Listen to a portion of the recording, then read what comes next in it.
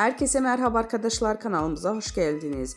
Gübse Özay'ın kıskançlık sorularına yanıtladığı açıklamalar sanal medyanı ikiye böldü.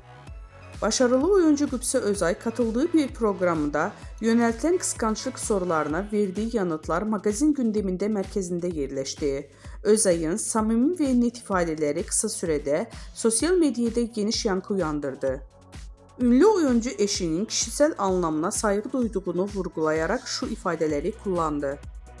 Kocam alyans takmak zorunda değil. En yakın arkadaşı karşı cinsten olabilir. Telefon şifresini benimle paylaşmak zorunda değil.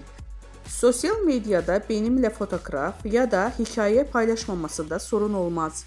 Gübse Özay'ın bu sözleri kısa sürede sosyal medya kullanıcılarını ikiye böldü. Gübse Özay'ın açıklamaları ilişkilerine güven ve sınır konusunda yeniden gündemine taşırken magazin dünyasında da uzun süre konuşulacağı benziyor.